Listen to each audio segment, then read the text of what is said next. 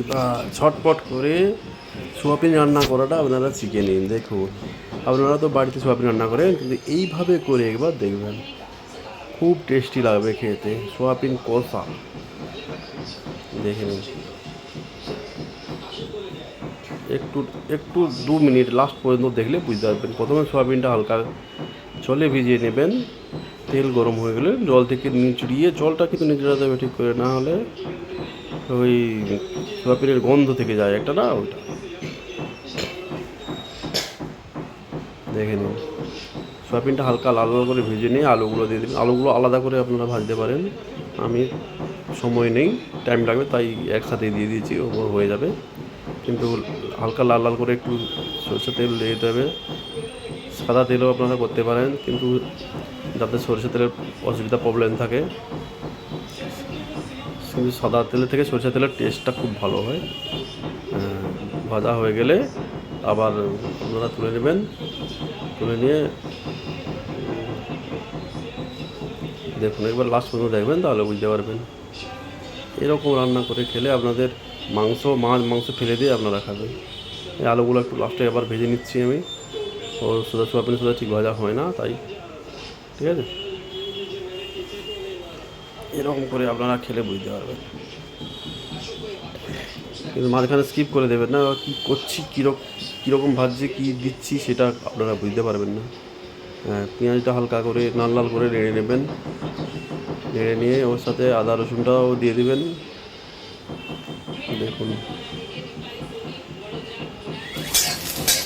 দয়া করে যারা দেখছেন একটু সাবস্ক্রাইব একটু একটা করে দেবেন, করে দিলে আমার একটু সাহায্য হবে। খুব কষ্ট করে ভিডিও বানাতে, যারা ভিডিও বানান তো আপনারাও বুঝতে পারেন কতটা কষ্ট হয়, সেরকম যাবে দেখে নিন। বন্ধুরা, ফ্রেন্ডরা সবাই একটু সাবস্ক্রাইব করে দেবেন আর শেয়ার করে দেবেন। আর যারা কে কীরকম রান্না করেন একটু কমেন্টে জানাবেন, কে কীরকম রান্না করে কমেন্টে জানাবেন এইভাবে, তাহলে আমি সেইভাবে আপনাদের কীরকম ভিডিও চাই বলবেন, সেইভাবেও ভিডিও দিতে পারবো আমি। এই লঙ্কা গুঁড়ো, হলুদ গুঁড়ো, লবণ দিয়ে একটু কষা করে তারপরে সোয়াবিনটা দিয়ে দেবেন, একটু জল দিয়ে তার আগে। দেখুন বন্ধুরা, বেশি সময় লাগবে না, 2 মিনিটের রান্না ব্যাস, এই হয়ে গেছে। আর এবারে সোয়াবিনটা দিয়ে দেবো, আলুগুলো দিয়ে দিলাম, এরপরে সোয়াবিন দিয়ে দেবো। কষা হয়ে গেছে প্রায়, মশলাটা প্রায় হয়ে গেছে। আপনারা থেকে হালকা হালকা তেল ছেড়ে দিলেই আপনারা একদম মশলা হয়ে গেছে, মশলাটাও হয়ে গেছে। কিন্তু আগে ভেজে রেখেছিলাম আমি, এটাও দিয়ে দিলাম। কষা হয়ে গেলে হালকা জল দিয়ে ঢেকে দেবেন, তাহলে সোয়াবিনটা একবার নরম তুল তুলে ভাব এসে যাবে। ঢাকা দিয়ে দিলে দেখবেন। জল দিয়ে দিয়েছি আমি, এবারে ঢাকা দিয়ে দেবো, একটু নাড়াচাড়া করে।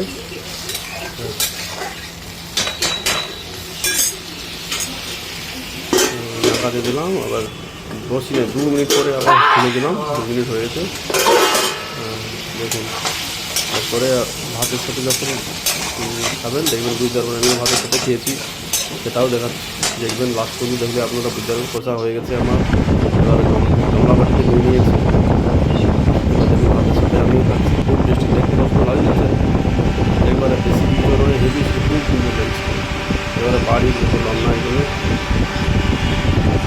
এই রেসিপিটা আপনারা একবার করে দেখবেন, এতে আপনাদের খুব